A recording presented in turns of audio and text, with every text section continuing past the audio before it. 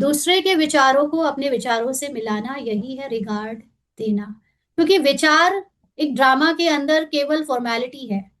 जो भी विचार आ रहे हैं उसके अकॉर्डिंग कुछ करो या नहीं करो, इससे ड्रामा में कुछ होगा या नहीं होगा, उससे एक आध्यात्मिक सीकर को कोई फर्क नहीं पड़ना चाहिए।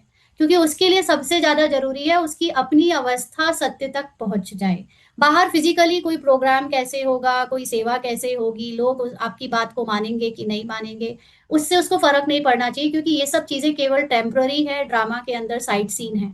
तो इसलिए विचारों को, दूसरों के विचारों से हाँ हाँ हाँ हाँ कर दो, जल जाने दो, होने दो, लेकिन आपका ध्यान आंतरिक गुप्त पुरुषार्थ में बना रहे। तो सामने वाले को रिगार्ड भी मिलता रहेगा, और आप अपने अंतर अंतर से विघ्न को रोककर सिर्फ न्यारे रहकर अपनी उन्नति करते रहोगे, इसमें सफलता पालोगे। आज का आज के अव्यक्त इशारे हैं। कर्मातीत बनने के लिए चेक करो कहाँ तक कर्मों के बंधन से न्यारे बने हैं। लौकिक और अलौकिक कर्म और संबंध दोनों में स्वार्थ भाव से मुक्त कहाँ तक बने हैं। देखो, स्वार्थ भाव का मतलब होता है कि मैं अगर स्थूलता की कोई भी सेवा फिजिकल लौकिक परिवार के साथ या ये ब्राह्मण अलौकिक परिवार के साथ कर रही हूं, तो मैं वहां पर रोल को जो कर रहा है, वो जो भी सेवा, उसमें मैं कितना डूबी हुई हूँ।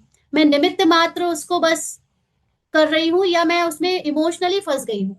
तो जो लोग उस कर्म से इमोशनली फंस जाते हैं, इमोशनली अपने को किसी का कुछ संबंधी मानकर या अलौकिक सेवा का कोई रिजल्ट की एक्सपेक्टेशन रखकर उस करते हैं, तो वो उसके बंधन में फंस जाते हैं, माना वो फिर उसी में फंसे रहते हैं, वो लॉक ड्रामा के अंदर।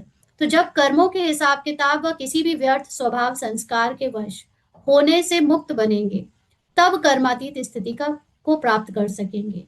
यानी कुछ भी कर्म हो, कोई भी व्यवहार हो, कोई भी स्वभाव संस्कार या सेवा किसी के साथ कुछ भी हो, आपको उससे कोई अटैचमेंट नहीं है, आपको उससे कोई रिजल्ट की कामना नहीं है, तो आप उस कर्म से न्यारे होकर कर सकोगे। कोई भी सेवा, संगठन, प्रकृति की परिस्थिति, स्वास्थिति व श्रेष्ठ स्थिति को डगमग ना करे। इस बंधन से ही मुक्त